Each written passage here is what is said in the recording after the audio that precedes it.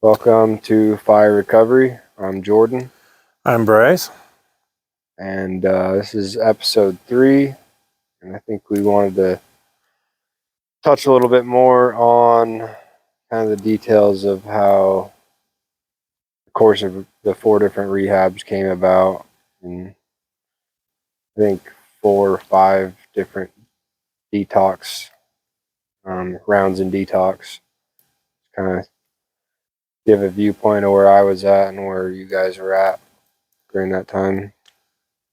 Yeah, it's like we've mentioned in a couple other videos. It's been a long stretch of going from wondering whether he was using any sort of drugs to complete chaos with hardcore illicit drug use to entering rehab, and what us as parents navigating that and trying to figure out the best way to be a support, but also it's a challenge. One of the biggest challenges is how do you help without enabling? And there's a lot of things that we learned along the way that I think are beneficial. Yeah. I don't know, I'm just thinking back on the first time I went to detox. I didn't really think, I knew what I was doing was, at this point I'd been on heroin and a lot of oxycodone.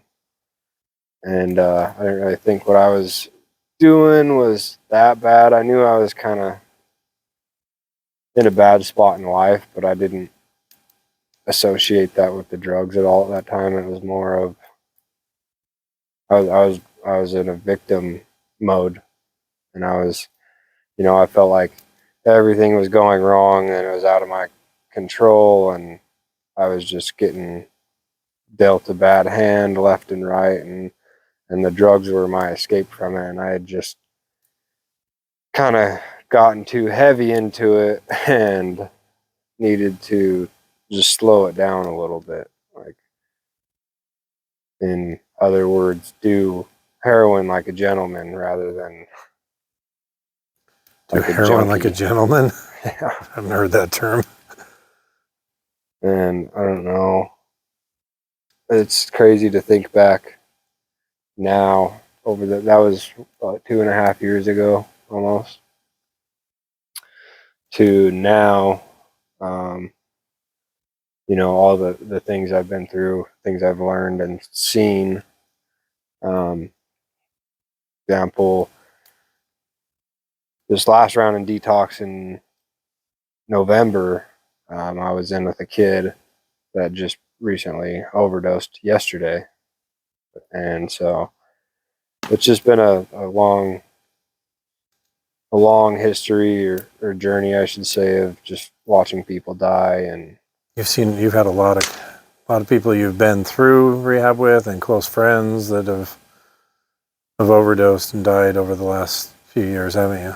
yeah, there's been a lot. And that's that's one thing now I kind of find a barrier with being in treatment still.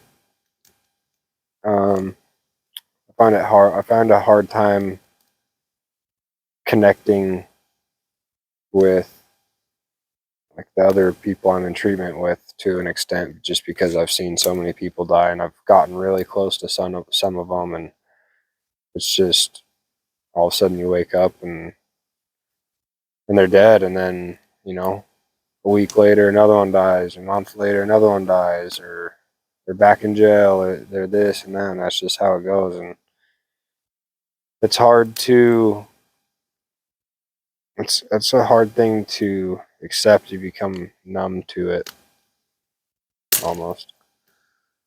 Couple thoughts that come to my mind as you were talking about that there's two real key things that stood out to me during our time of reaching through stuff. We were meeting with a counselor trying to understand the best way to help, as there were so many different times where we learned not to give you money because we knew that would go straight to drugs. So then it was, well, you're trying to get to work, so we would just put gas in your car and because to make sure it wasn't going to drugs, just trying to help you get to work. And it just seemed like nothing was helping. And we went to a friend of ours that was a counselor expert in this, and I'll never forget when he said, let me promise you something right now in 30 years of experience. If you continue to help in any way at all, even giving him gas in the car or anything, 100% guarantee he'll be dead. He said, if you don't give him anything, you cut him off completely, you have a 50% chance that he'll live. So what odds do you want? And that was hard as parents to try to get your head around, thinking, well, how do you just not help at all?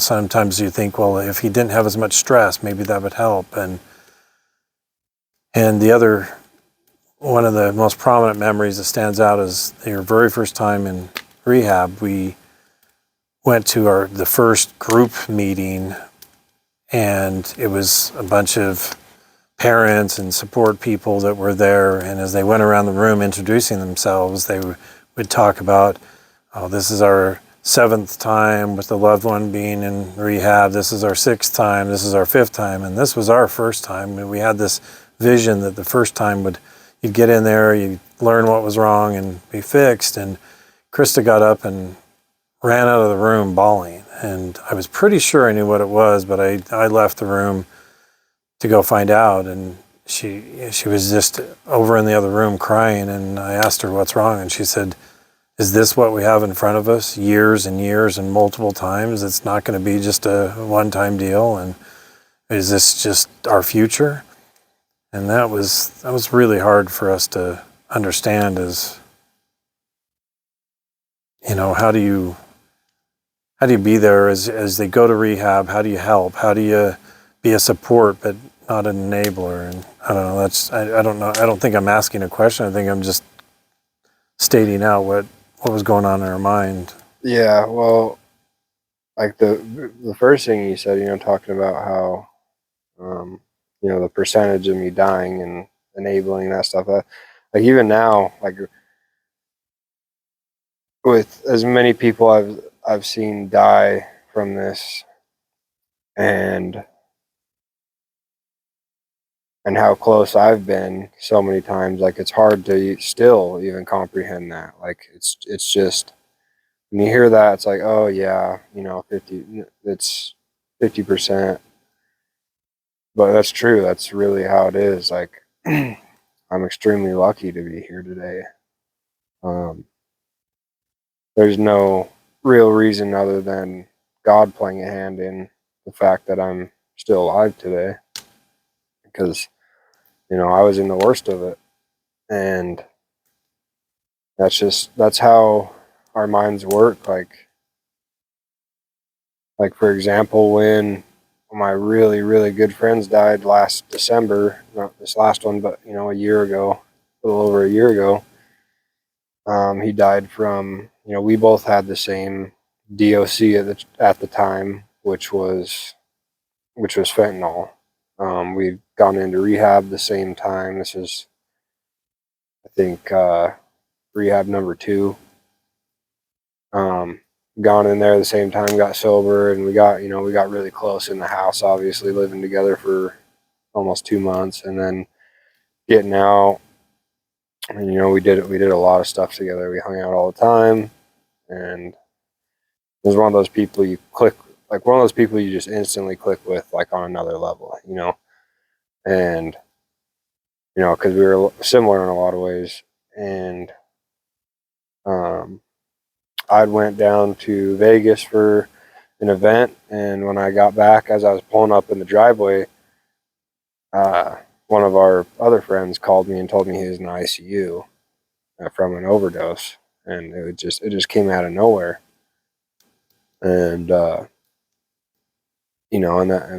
and we pretty much had to slowly watch him die over the course of 3 days, and seeing his family hang on to a 8% chance of him pulling out was rough. And and that was should have been a big reality check for me. I had relapsed on alcohol that same weekend before I found out about it, but I went back to fentanyl, like, I don't know, not more than a week after his death. the same thing that just killed him. And that's like, that just shows how difficult it is for the addict brain to comprehend how much, not necessarily, I don't know about comprehend, but make it, be honest about how dangerous of a situation with themselves they are, you know, about how dangerous of a situation they're in. Because I went and did the same thing that he did, you know, shortly after he died from it, and it's just hard to,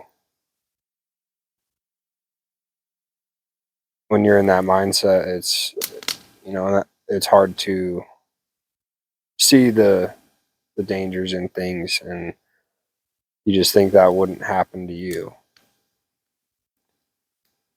You know, often, you know, I talk about the different questions that linger in my mind, and like I mentioned, Chris and I struggled with how do you help without enabling?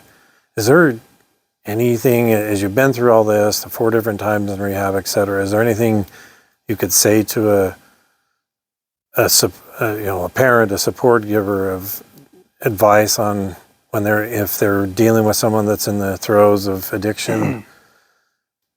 Is there a balance between help and enable, or is it truly you got to cut them completely off? Is there any advice that you can think of? I think, in my personal opinion, I believe, you know, he's right. In active addiction, it's, you know, it's important that you don't enable, and enabling comes in all kinds of different ways, and that's, you know, money or housing. Or it wasn't until I had kind of ran out of my own resources that I wanted to actually do something different. And when life got really real and painful is when I wanted to change, because I always was able to, I don't know, it didn't, my consequences didn't seem real or real bad when you had kind of a net, you know, to catch you to an extent. But on the other hand of that, when you do get sober, there are, you know, there's a limit to certain things, but I believe you can be very helpful in getting someone's life back on track if they are doing the right things. But it's just, it's a tough question, and it's a hard one to answer. I think that was always one of the hardest things for us, is, and it created a lot of contention between my wife and me, Krista, because we knew we wanted to help. We knew we didn't want to enable, but our lines between enabling and helping and everything were different. We saw it differently, and that became very frustrating, because sometimes you'd feel like you were being the bad guy, or you're just trying to do this, and you're just trying to give, you know, just $10 so they could eat, and it just became the circle of trying to figure out where to draw the line and if to draw the line. And yeah, well, and that's really what it comes down to, is being able to make the change yourself, and whether that's doing it for you, like they say, you know, because this last time I went into treatment, you know, I didn't have a whole lot of, you know, when you're doing that type of stuff, you don't have a whole lot of self-worth or self-respect, and like when it gets so bad to a certain point where you just don't care about your life. For example, like the one thing keeping me going is my 4-year-old boy, you know, and he's a catalyst into me changing my life, and then me eventually building up some self-worth and some self-respect and getting back into good habits again. But you can still, that's like one problem, is you can still, you know, the first 2 times I went into rehab for sure were to please other people around me. I wasn't necessarily ready to change, or I obviously wasn't ready to change because I went back to the same thing. And I wasn't sick of my own bullshit. I was sick of everyone being sick of my shit, but I wasn't sick of my own shit yet. And so, like, we can play that game of, you know, acting like we're making a change, you know, just to get that help, or to please the people around us, you know, and that only lasts so long. Did rehab, sometimes there were times I felt like, as you said, okay, I'm going to go into rehab, I've got to go into rehab this time. It often, instead of feeling like it was, oh, I'm ready to make a change, I almost felt like sometimes it was your escape from reality of, okay, I can just sit in rehab and don't have to worry about jobs, don't have to worry about anything, and I have my meals and everything, and it wasn't so much I'm ready to change as it was I'm ready to get away from. First time was more of, I didn't have really any other option. Second time was more along those lines. The third time was, I was in the program. I graduated from residential, was in an outpatient program, and relapsed during that, and they sent me back for a short time, and then got out of that. And then the fourth time was, you know, this last time was, I've got to do something different, and it doesn't have to take you that many times, but you know, it did. The biggest biggest pill for me to swallow was humbleness, humility, I should say, and accepting the fact that I had no control over my life, and I was terrible at managing it. I didn't want to accept that because it seemed like it seemed like a weakness to me to. Not saying that you couldn't handle it yourself, was saying that you were weak. Yeah, it seemed like I was showing weakness by giving up my old way of thinking, saying, "Oh, I've got this handled." For me to try to say, "Hey, maybe somebody else knows a better way, actually, and I'm going to listen to them and do what they tell me to." That seemed like weakness, and I didn't want to. I didn't like to show weakness, and so. So that seems like I can see why that would be a significant hurdle, because the type of people that go into addiction are people that do things at extremes. They do really good at things. They're very talented. They always do, when they do something, they do it 100%. So.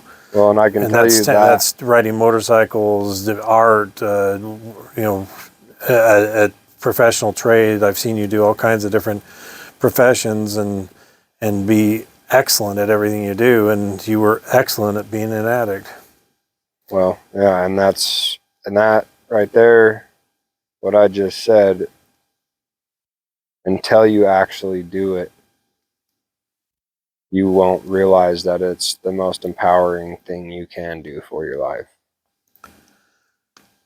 I love breaking these things down and taking each piece. There's so many different things that we want to break down in these things. I do want to end with one thought. We didn't talk about this. We've talked about fire recovery for just really quickly as we wrap up this episode. You were pretty adamant about having the fire as part of our thing, and so we've done that. Why did you want to have a fire? You know, there's a reason behind why, you know, they have fireside meetings and, you know, those types of things. Fire is a part of a lot of different traditions, but mainly it just comes, the first thing that came to my mind with this was, one of my very favorite things is being out hunting, and after a long day of hunting, sitting by the campfire and just talking. Like, that's where it seems like ideas flow a lot, and there's a different type of connection that happens at night around a fireplace, in my opinion. Definitely agree with that. Well, I think there's, like always, there's things for us to unpack, and each session we're going to try to break down some of the different things that we've learned through the process, some of the struggles we had as parents, some of the things that Jordan's learned through the process that we hope will help each and every one of you. And we thank everyone for participating in our fire recovery, and we look forward to more episodes as we talk about the steps that we went through over the years. Peace.